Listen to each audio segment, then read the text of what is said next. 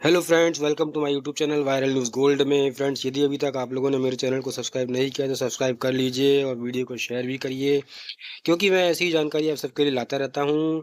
और आज मैं माननीय सुप्रीम कोर्ट के द्वारा दिया गया निर्णय हाल ही में जो बहुत ही महत्वपूर्ण है आप सबके लिए। तो आइए चलते हैं वीडियो पर।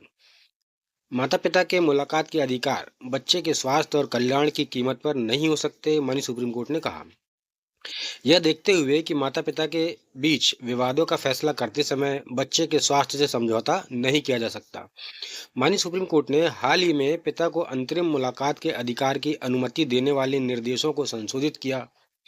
माननीय जस्टिस विक्रम नाथ और जस्टिस पी वराले की खंडपीठ ने मद्रास हाईकोर्ट के आदेश के खिलाफ अपील को सीमित सीमा तक अनुमति दी, जिसमें पिता को अपनी 2 वर्षीय बेटी से मिलने के लिए उस स्थान पर मुलाकात करने के लिए संशोधित किया गया जहां मां और नाबालिग बेटी रहती है। ये बहुत ही इंपॉर्टेंट जजमेंट है फ्रेंड्स। माननीय न्यायालय ने कहा, नाबालिग बच्चे का हित सर्वोपरि है। माता पिता के अधिकारों पर निर्णय लेने की प्रक्रिया में उसके स्वास्थ्य से समझौता नहीं किया जा सकता है। यह कहते हुए कि माता-पिता के मुलाकात के अधिकार बच्चे के स्वास्थ्य और कल्याण की कीमत पर नहीं हो सकते। संक्षिप्त तथ्य संक्षिप्त तथ्यों के अनुसार एसएलपी मद्रास हाईकोर्ट के 21 मार्च के फैसले को चुनौती देती है। उक्त आदेश के द्वारा माननीय हाईकोर्ट ने अपीलकर्ता मां की विविध अपील खारिज की और प्रतिवादी पिता को दिए गए अंतरिम मुलाकात का अधिकार बरकरार रखा। इसने फैमिली कोर्ट द्वारा पारित निर्देशों का भी संशोधन किया। इस मामले में पक्षकारों ने 2021 में विवाह किया और उसके बाद 6 जून 2022 को एक बेटी हुई। दोनों पक्ष 18 अगस्त 2022 से अलग-अलग रह रहे हैं। अगले साल जून 2023 में मां ने हिंदू विवाह अधिनियम 1955 की धारा 13(1) IS के तहत क्रूरता के आधार पर विवाह विच्छेद के लिए याचिका दायर की। पिता ने अक्टूबर 2023 में तलाक की कार्यवाही में हिंदू मैरिज एक्ट की धारा 26 के तहत एक आवेदन पेश किया, जिसमें लंबित रहने के दौरान मुलाकात के अधिकार की मांग की गई। माननीय फैमिली कोर्ट ने 10 नवंबर 2023 के आदेश के जरिए इसकी अनुमति दी। इसमें निर्देश दिया कि अपीलकर्ता बच्चे को हर रविवार सुबह 10 बजे से 12 बजे तक तमिलनाडु के करूर ले जाए और करूर के कल्याण पशुपथेश्वर मंदिर के परिसर में प्रतिवादी को सौंप दे। मां ने फैमिली कोर्ट के आदेश के खिलाफ हाई कोर्ट का दरवाजा खटखटाया और कहा कि वह अब मदुरई में रहती है। मदुरई और करूर के बीच की दूरी 150 किलोमीटर है। उसने दलील दी कि हर रविवार को 300 किलोमीटर की यात्रा करना बच्चे के स्वास्थ्य के लिए प्रतिकूल होगा। इसके अलावा उसने यह भी दावा किया कि यह यात्राएं उसके लिए मानसिक पीड़ा का स्रोत होंगी, क्योंकि उसके और बच्चे के जीवन को लगातार मौत का खतरा है। हाई कोर्ट ने क्या कहा, देखते हैं। माननीय हाई कोर्ट ने विविध अपील खारिज की। इसने कहा कि पिता भी बच्चे का एक प्राकृतिक अभिभावक है, इसलिए वह उसकी हिरासत का हकदार है।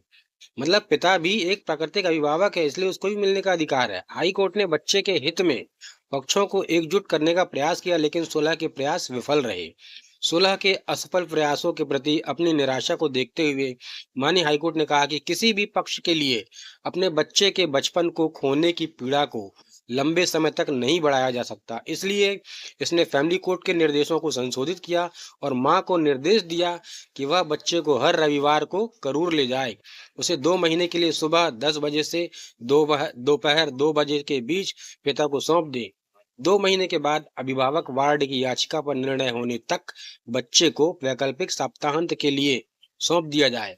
इस आदेश को अब सुप्रीम कोर्ट के समक्ष इस आधार पर चुनौती दी गई कि घरेलू हिंसा, जीवन के लिए खतरा और पिता की लापरवाही के इतिहास के कारण पिता को मिलने का अधिकार नाबालिग बेटी के सर्वोत्तम हित के लिए पूरी तरह से प्रतिकूल होगा। तो माननीय सुप्रीम कोर्ट ने क्या टिप्पणी की, तो आइए देखते हैं। माननीय सुप्रीम कोर्ट ने कहा कि यद्यपि हाई कोर्ट का यह अवलोकन कि पिता प्राकृतिक अभिभावक होने के नाते बच्चे की देखभाल और अभिरक्षा से वंचित नहीं किया जा सकता, लेकिन यह बच्चे के हितों को भी प्रभावित नहीं कर सकता। अंतरिम मुलाकात के अधिकार तय करने के चरण में घरेलू हिंसा और जीवन के खतरों से संबंधित मां द्वारा प्रस्तुत किए गए तर्कों पर विचार किए बिना माननीय न्यायालय ने माना कि नाबालिग बच्चे का हित सर्वोपरि है। इस संबंध में माननीय न्यायालय ने कहा कि इसके अलावा जबकि प्रतिवादी को बच्चे से मिलने का अधिकार है, यानी कि पिता को बच्चे से मिलने का अधिकार है, लेकिन यह बच्चे के स्वास्थ्य और भलाई की कीमत पर नहीं हो सकता। बच्चे के सर्वोत्तम हित और माता-पिता के हितों को ध्यान में रखते हुए हम प्रतिवादी को यानी पिता को कुछ मुलाकात के अधिकार देने की सीमा तक हाई कोर्ट से सहमत है, लेकिन इसे सक्षम करने के लिए निर्देश और व्यवस्था बच्चे के लिए प्रतिकूल प्रतीत होती है और इसे संशोधित करने की आवश्यकता है। मनी न्यायालय ने आगे कहा कि इस बारे में कोई ठोस कारण नहीं दिए गए कि फैमिली कोर्ट और बाद में हाई कोर्ट ने करूर में मुलाकात की अनुमति क्यों दी।